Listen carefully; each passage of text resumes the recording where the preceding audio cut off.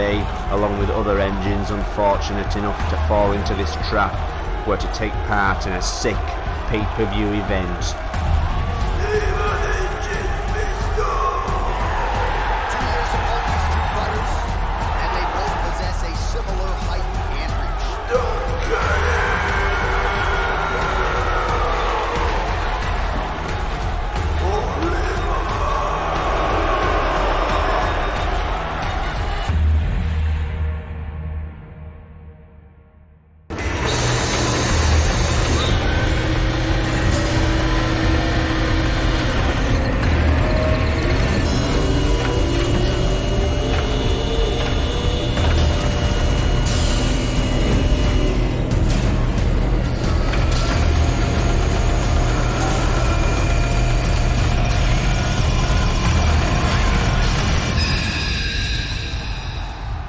Fitted with pneumatic joints, stabilizers and supports, they were ready for the main event. Engine, fight!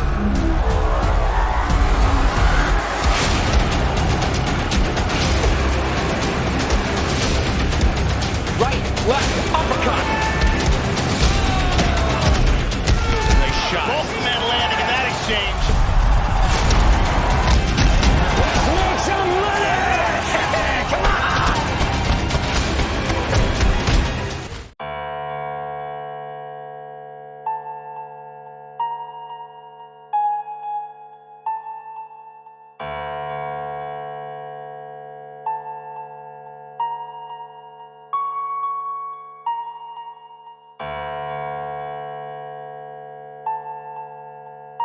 They both knew this was a battle to the death, so they had to put their friendship aside. There was only one way to survive.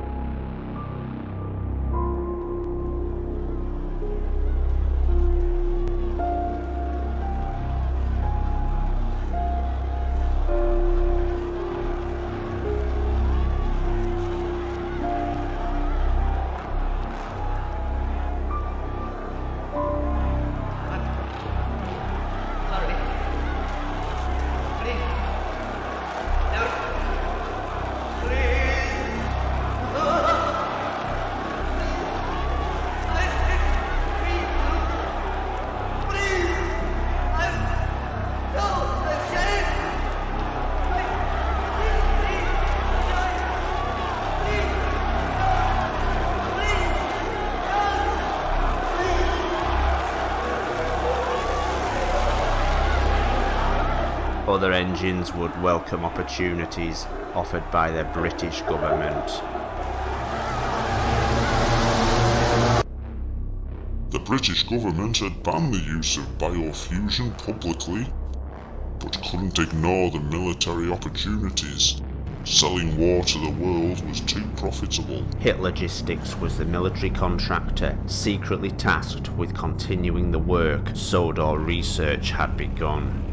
The first task was finding as many engines as possible. Biofused material had become rare, and Hitlogistics immediately recruited people to hunt down as many decommissioned engines as possible.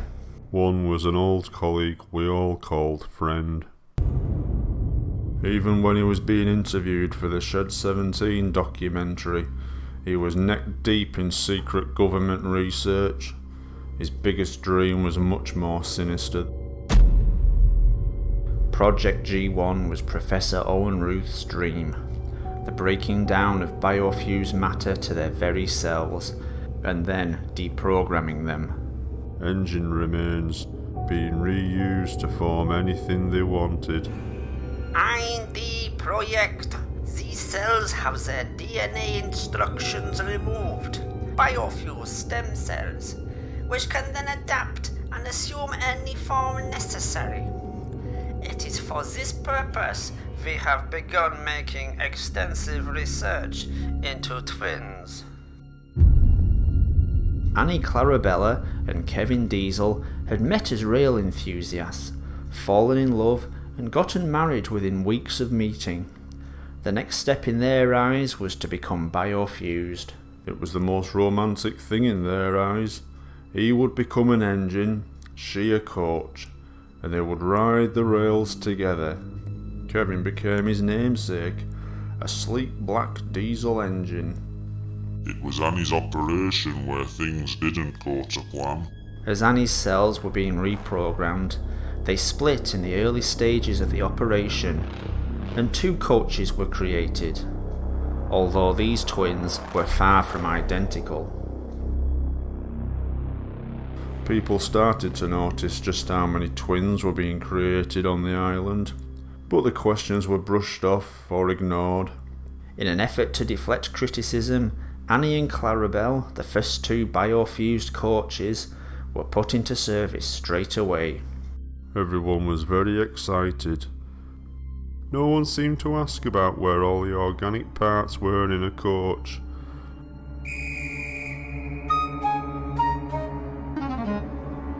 Or about those luxurious, expensive pink leather furnishings.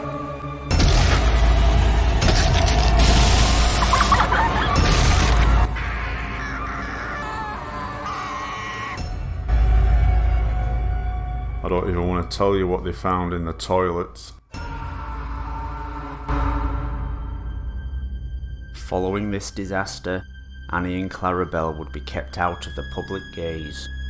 One would stay with her husband, the other sent away to Hitlergistics. Diesel was forced to make a heartbreaking choice: which of these ladies to spend the rest of his life with. It must have taken him all of 2 seconds. For Annie, a lifetime with her husband, hidden away from the public gaze. For Clarabelle, the safety and care of Hitlergistics.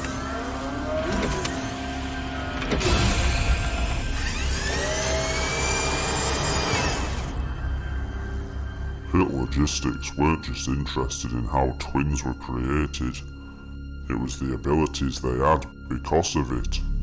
The telepathic links between twin engines was found to be incredibly powerful.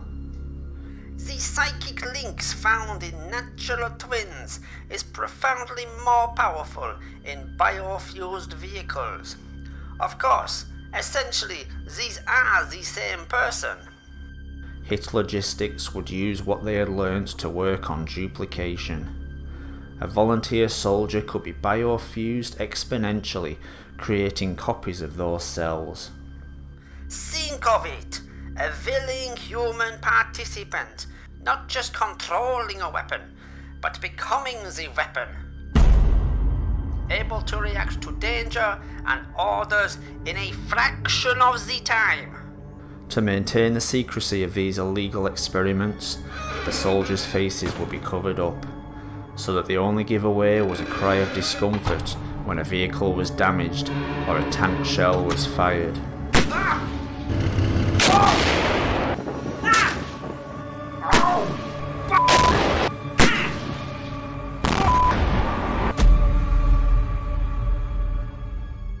But Professor Ruth wanted to take these experiments further, to duplicate his deprogrammed cells to assimilate any biofused matter it made contact with, to assume any form of any size. Think of the possibilities. A weapon dropped into a city that can take any form it wishes and adapt any organic material it finds. Whole communities of people removed and left empty for occupation. Stage 1 is the secure storage of biofused genetic matter in stasis. Stage 2 will involve the release of this material, in secure conditions of course. To release this material in an uncontrolled state would be disastrous. There was nothing they wouldn't try in that place, even experimenting with mirrors. As well as mirror testing, work on twins would become more extreme, to test just how far the telekinetic link in biofused matter would go.